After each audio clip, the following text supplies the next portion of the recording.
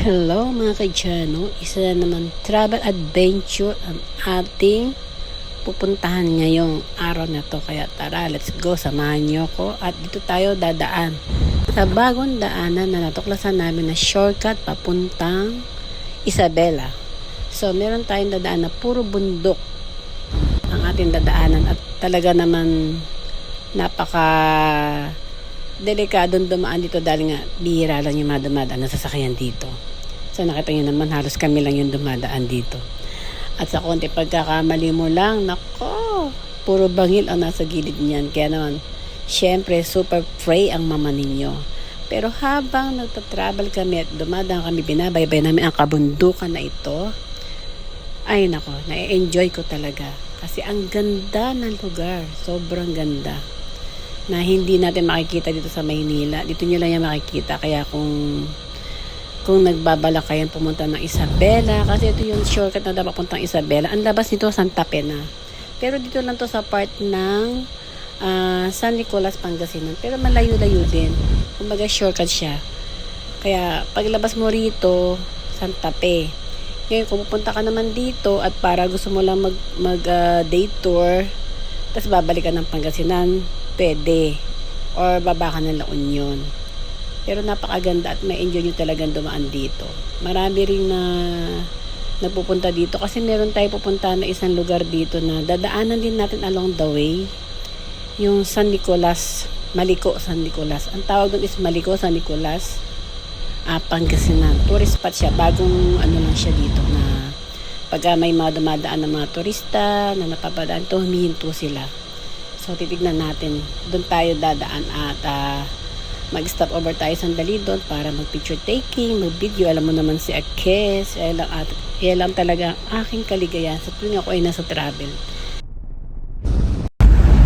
Sobrang ganda ng view dito, grabe. Ayan, ini-enjoy ko lang talaga ang pagdaan sa lugar na ito na sobrang daming bundok ang ayun tatawarin bago ka makalabas. At sobrang taas na nito. Grabe, ang taas talaga dito guys. Ayan. Andito na tayo ngayon sa Maliko, San Nicolas. So, stop over tayo dito. Ayan, aakit tayo dyan. Yan ang entrance nila, may hagdanan. Ang entrance pala rito, 20. Para makaakit ka dito sa lugar na to. Ayan, yung pinaka-overlooking nila. Nakahingat. Pumakit tayo dito sa pinaka-tuktok. Stop over tayo dito. Ayan ang view, oh. Yan, oh. Diba? Ganda. So ayan, nandito na ako sa taas, pinakamataas na to, kaya ayan, i-video natin yung pinakababa. Ayan yung pinakababa niya. Diyan dumadaan yung mga sasakyan, na mga vehicle, mga motorcycle, saka mga kotse, ayan. Diyan sila nadaan, ayan. So, ayan ang pinaka-shortcut. So, kung dadaan kayo dito, pwede kayo mag-stop over dito sa Maliko, Pangasinan. San Nicolas, Pangasinan, ayan. Para ito yung pinakataas. Para mag-picture taking. Ayan, diba? Ang ganda. Grabe. Sobrang ganda ng lugar. Nakaka-relax. So, ayan, nag-upisa na nga tayo mag-aura-aura. Ayan, meron din ibang napupunta dito. May makasabay kami ng ilan. So, ayan, meron pa silang pa-heart dito na pwede ka maupo.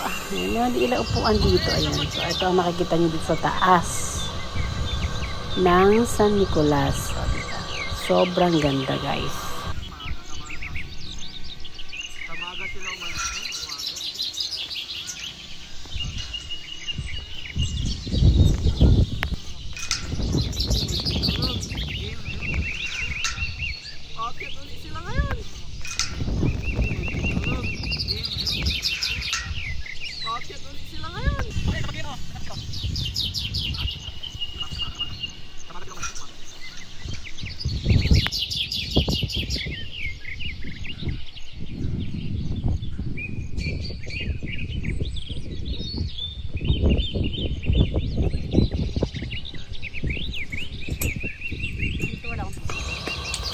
Oh, diba? Grabe. Ang ganda.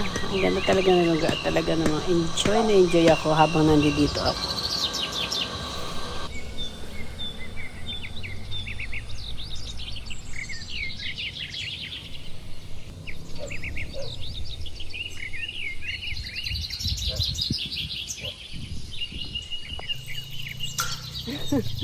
Nakahinga. Kumakit tayo dito sa pinakatuktok. Stop over tayo dito. Ayan ang view, oh. Yan, oh. Diba? Ang ganda.